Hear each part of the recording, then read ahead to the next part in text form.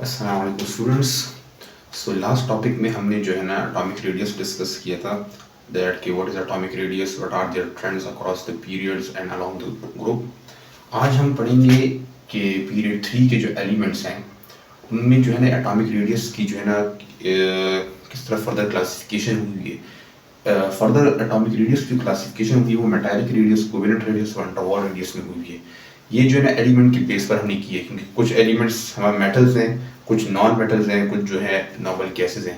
तो उनको देखकर जो है हमने एलिमेंट्स को ना इन फर्दर कैटेगरीज में ना डिवाइड किया हुआ है। सो लास्ट टॉपिक में तो हमने एटॉमिक रेडियस को सिंपली पढ़ा था ना। आज हम पढ़ेंगे भाई हम एटॉमिक रेडियस को मेजर किस तरह करते हैं। लेट्स से हम कह सकते हैं कि भाई हमारे पास एक एटम हो गया ना, फर्स्ट करो ये न्यूक्लियस है। अब हम कह सकते हैं भाई यहाँ से यहाँ तक जो डिस्टेंस है ये वहाँ का एटॉमिक रेडियस है, किसी जगह हम ये कहना चाहें। लेकिन एक्चुअली जो होता है, एक्चुअली हमारे पास ऐसा नहीं होता।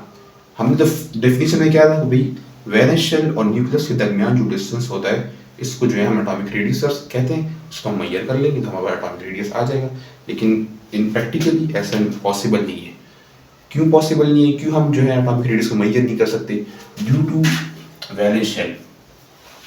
अब इसका क्या मतलब हुआ, हम जो है ना वैलेंस शेल की एग्जैक्ट लोकेशन को हम फाइंड नहीं कर सकते कि भाई हम कोई भी टाइम लेने कभी भी हम कोई एटम उठाकर उसका रेडियस फाइंड करना चाहिए तो हम जो ना उस वक्त वैलेंस शेल की लोकेशन हमें मालूम नहीं कर पाएंगे। लोकेशन कंटिन्यूसली चेंज हो रही होती है। क्यों चेंज हो रही होती है? क्योंकि वैलेंस शेल तो वैसे भी इमेजिनरी चीज़ है ना। असल में हम जो है वैलेंस शेल को नाम देते हैं वैलेंस इलेक्ट्रॉन की वजह से। यहाँ पर जो इलेक्ट्रॉन होता है, इलेक्ट्रॉन वो हम बिल्कुल सर्कल में मूव नहीं कर रहा होता। उसकी जो मूवमेंट होती है वो रैंडम होती है, इस तरह मूवमेंट होती है, इस तरह रैंडम मूवमेंट हो रही होती है, रैंडम। तो इसकी वजह से जो है हम जो है यहाँ पर रेडियस को जो है मेजर नहीं कर पा रहे होते। अब इसके लिए फर्दर कुछ टेक्निक्स आई हैं, हम उस टेक्निक्स के जरिए जो है ना आज हम फाइंड करेंगे कि हम किस तरह रेडियस फाइंड करते हैं। और हम पीरियड 3 की बात करें, पीरियड 3 के ये एलिमेंट्स हैं। उसमें जो जो फर्स्ट 3 एलिमेंट है सोडियम, मैग्नीशियम एंड एल्यूमिनियम, ये 3 हमारे पास, ये हमारे पास जो है मेटल्स हैं। These are metals. तो इनके लिए अगर हम जो वर्ड यूज करेंगे इनके रेडियस को फाइंड करने के लिए वो होगा मेटालिक रेडियस। अब now what is metallic radius, हम यहाँ पर किस तरह फाइंड करेंगे मेटालिक रेडियस को? बेसिकली मेटल्स में जो एटम्स होते हैं वो क्लोजली पैक होते हैं in the form of metallic lattice. किस तरह हम यहाँ पर डायग्राम से अगर मैं आपको बताना चाहूँ, ये फर्स्ट करिए हमारे पास मेटल्स के जो है ना एटम्स होते हैं, क्लोजली पैक है। ये जो है ना इसके अंदर न्यूक्लियस हो गया, ये न्यूक्लियस है, देखिए। अब यहाँ पर हम किस तरह फाइंड करेंगे इसका रेडियस? बेसिकली दो एटम्स के दरमियान, मतलब दो एटम में जो न्यूक्लियस है इनके दरमियान जो ये डिस्टेंस है इतना, ये देखिए, ये डिस्टेंस जो होगा, ये डिस्टेंस, इसको अगर हम जो है ना इसको जो है हम 2 पर डिवाइड करें, हाफ कर दें इसको, हाफ, तो हमारे पास क्या आ जाएगा? रेडियस आ जाएगा। इस रेडियस को हम कौन सा नाम देंगे? मेटालिक रेडियस नाम देंगे। क्यों हमने इसको हाफ पर क्यों डिवाइड किया? क्योंकि हम यहाँ पर अगर नजर डालें इस डायग्राम पर ना, वैसे तो हमें दिख रहा है भाई ये यहाँ से यहाँ तक जो है रेडियस हो रहा है, यहाँ से यहाँ तक भी इस एटम का रेडियस हो रहा है। तो हम दोनों को मिलाकर अगर हाफ कर दें, हाफ, हमें तो अब रियल में तो हमें हम इसकी एग्जैक्ट लोकेशन तो नहीं पता ना वैलेंस शेल की, तो हमें जितना भी डिस्टेंस आएगा उसका हम हाफ पर डिवाइड करेंगे तो वो जो है रेडियस के बराबर होगा। अगर हम इसको डिफाइन करना चाहें, किस तरह डिफाइन करेंगे मेटालिक रेडियस? किस तरह डिफाइन कर सकते हैं? It is defined as the it is defined as 1/2 of distance between two adjacent atoms in metallic cluster कह सकते हैं या फिर लैटिस कह सकते हैं। ये तो मेटालिक रेडियस डेफिनेशन हुई, और हम किस तरह फाइंड करते हैं मैंने आपको ना इस डायग्राम में भी बता दिया।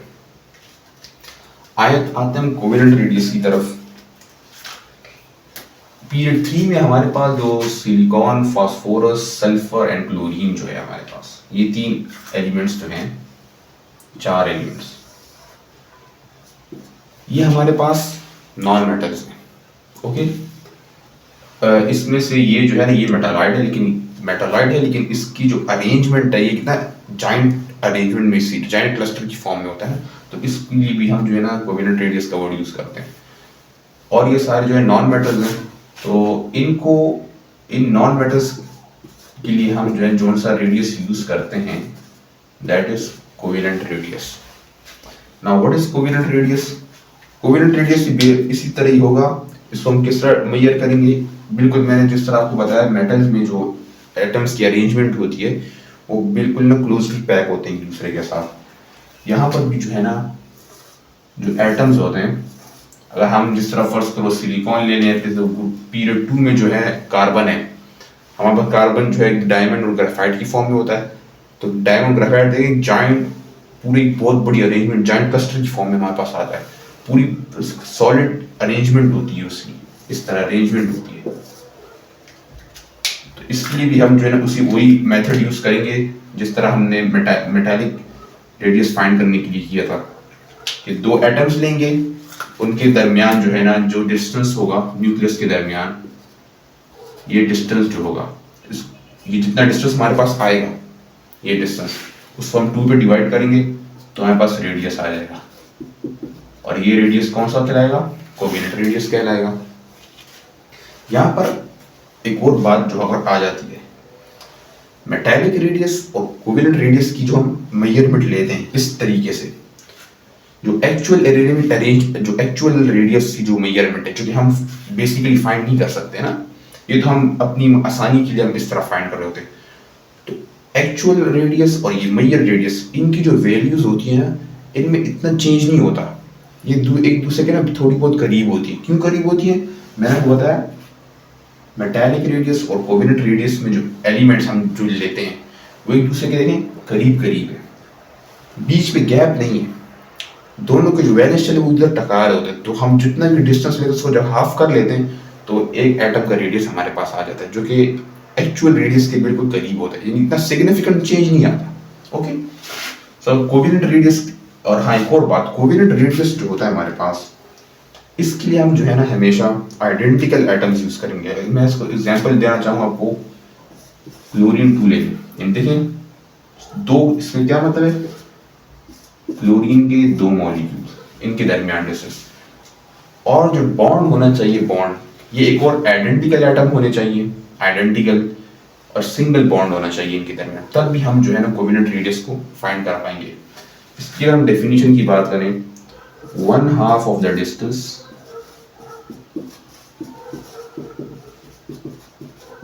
Between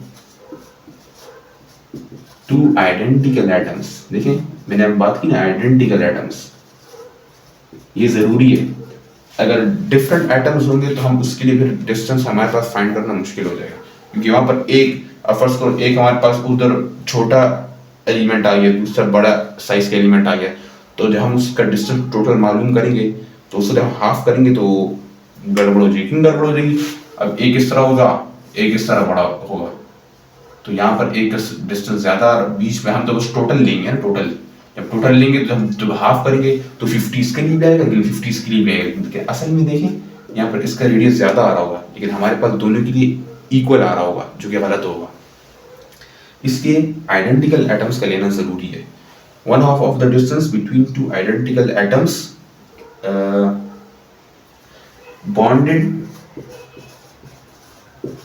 by single bond is known as covalent radius. Okay, अब ये जो पीरियड 3 में लास्ट एलिमेंट है हमारे पास, ये वाला आर्गॉन जिसे हम कह रहे हैं, ये आर्गॉन है। ये ना मेटल है, ना नॉन मेटल है, ना मेटलॉइड है। इसके लिए हम एक और वर्ड यूज करते हैं, नोबल गैसेस। ये ग्रुप 8 के जो एलिमेंट्स हैं इनको हम नोबल गैसेस कहते हैं। इनके लिए हम जिस तरह रेडियस फाइंड करेंगे वो होगा wonder wall radius. Now what is wonder wall radius, उसकी तरफ आने से पहले मैं आपको एक और बात क्लियर करवा दूं कि नोबल गैसेस जो होती हैं हमारे पास, they does not exist like in this forms. ये क्लोजली पैक्ड नहीं होती, they exist in monoatomic molecules होते हैं। Okay, monoatomic molecules. Now what is monoatomic molecules, ये डायग्राम समझते हैं इसे। लेट्स से ये देखिए,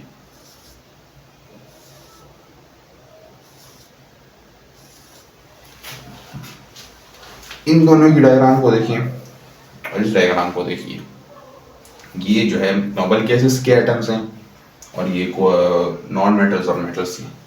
फर्क यहाँ पर क्या यहाँ पर चेंज क्या आ रहा है इन दोनों में से, बीच में गैप आ रहा है।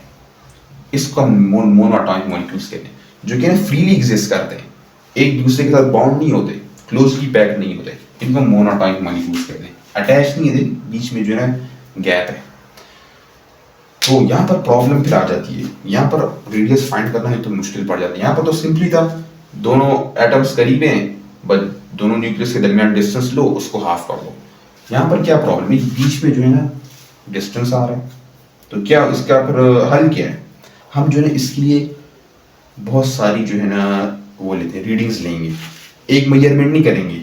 यहाँ पर हम देखें, पहले इनके दरमियान, इन दोनों के दरमियान मैंने डिस्टेंस फाइंड कर लिया, फिर इन दोनों के दरमियान फाइंड कर लिया, इन दोनों के दरमियान भी फाइंड कर लिया, इन दोनों के दरमियान भी फाइंड कर लिया, इन दोनों के दरमियान भी रेडियस फाइंड कर लिया। तो अब देखिए, हम उस वक्त तक रीडिंग्स लेते रहेंगे जब तक हमारे पास जो है ना सबसे कम रीडिंग ना आ जाए। अब यहाँ पर डायग्राम से अगर हम देखें, इन दो एटम्स के दरमियान जो रीडिंग आएगी ज्यादा आएगी बनिस्बत इन दोनों के मुकाबले में। ये दोनों थोड़े करीब हैं एक दूसरे के। फिर इन दोनों के दरमियान जो रीडिंग आएगी इन दोनों के दरमियान, वो इससे भी कम आ रही है। लेकिन हम फिर एक और हमने फर्स्ट यहाँ ये भी रीडिंग ली, तो इसकी रीडिंग इससे कम है, या फिर इसकी रीडिंग ले लें, ये फिर इससे भी कम है। जो सबसे कम रीडिंग होगी हमारे पास, सबसे कम, उसको जो है ना हम एज अ रेफरेंस लेंगे, और वही हमारी जो है ना उस एलिमेंट की जो है ना वही रेडियस होगा। अब इस डायग्राम को अगर हम देखें तो आई थिंक ये दोनों एटम्स जो है सबसे करीब हैं, ये दोनों एटम्स। तो हम लेकिन बीच में फिर भी देखिए गैप आ रहा है। इसी वजह से मैंने लास्ट टॉपिक में मैंने आपको एक बात समझाई थी, एक्सेप्शनल बिहेवियर ऑफ आर्गॉन। कि आर्गॉन जो है, यानी पूरे पीरियड टेबल में हम जब भी पीरियड के अक्रॉस जाते हैं रेडियस तो डिक्रीज हो रहा होता है, लेकिन जैसे ही हम नोबल गैसेस पर आते हैं तो उसका रेडियस सबसे ज्यादा हो जाता है। क्यों ज्यादा हो जाता है, यही रीजन है। बीच में देखिए ना ये गैप, इस गैप की वजह से ही जो है ना इसका रेडियस बढ़ जाता है। तो अगर हम देखें मेजर रेडियस क्या हो जाएगा, एक्चुअल रेडियस से ज्यादा हो जाएगा। एक्चुअल रेडियस यहाँ से यहाँ तक होता है ना, कम होता है, लेकिन यहाँ पर अगर हम फिर जब यहाँ पर डायग्रामेटिकली अगर हम देखें, हम जब खुद मेजर करेंगे तो बीच में ये गैप भी आ रहा होगा, जिसकी वजह से वैन डर वाल रेडियस इंक्रीज हो जाता है। ओके, सो हम इसको समराइज करें। ये पीरियड है हमारे पास, फर्स्ट एलिमेंट सबसे ज्यादा रेडियस होगा। ये लास्ट टॉपिक को याद करें, न्यूक्लियर चार्ज कम है तो रेडियस ज्यादा होगा। Across the nuclear charge increase हो रहा होता है, साइज श्रिंक हो रहा होता है। सो फर्स्ट एलिमेंट सबसे ज्यादा रेडियस, फिर आगे कम होता जाएगा। और जैसी नॉर्मल गैस पर आएंगे हम लास्ट में, तो उसका रेडियस फर्स्ट एलिमेंट के रेडियस से भी इंक्रीज हो जाएगा। तो अगर हम यहाँ पर एक ट्रेंड लिखे हैं हमारे, हम यहाँ पर जिस तरह हम ये कह सकते हैं वैन डर वाल रेडियस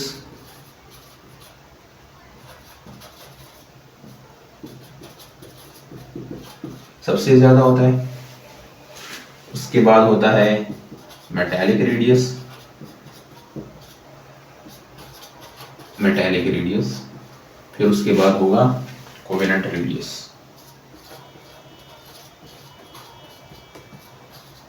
ओके, अगर हम ये ट्रेंड पीरियड टी के लिखना चाहें तो किस तरह लिखेंगे? सबसे पहले आर्गॉन लिख लें। सिंपल ट्रिक यहाँ पर जो है ना, सबसे सिंपल ट्रिक आपने क्या करना है, ये लिख लिया सारा, ये कर लिया सारा। जो नॉर्मल गैस होगा उसको यहाँ से उठाकर यहाँ ले आए, ये आपके पास पीरियड का ट्रेंड बन गया। यहाँ पे मैंने आर्गॉन लिख लिया और उसके बाद जो है ना वही sodium, magnesium, aluminium, silicon, phosphorus, sulphur, fluorine.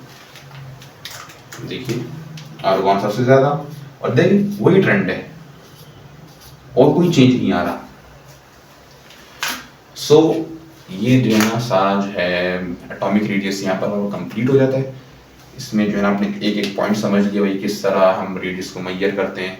Actual radius क्यों हम मेजर नहीं कर पा रहे होते, क्योंकि जो है ना वैलेंस शेल की लोकेशन हमें पता नहीं होती, इसलिए हमने कुछ टेक्निक्स फिर इस्तेमाल की और आपने समझा कि भाई आर्गॉन जो है या नॉर्मल गैसेज हैं उनका रेडियस क्यों ज़्यादा होता है। उसका एक्सपेंशन बिहेवियर मैंने आपको दिखा दिया, यूट्यूब बीच में जो गैप आ जाता है। सो होप्स आपको क्लियर हो चुका होगा ये टॉपिक। अल्लाह हाफिज़।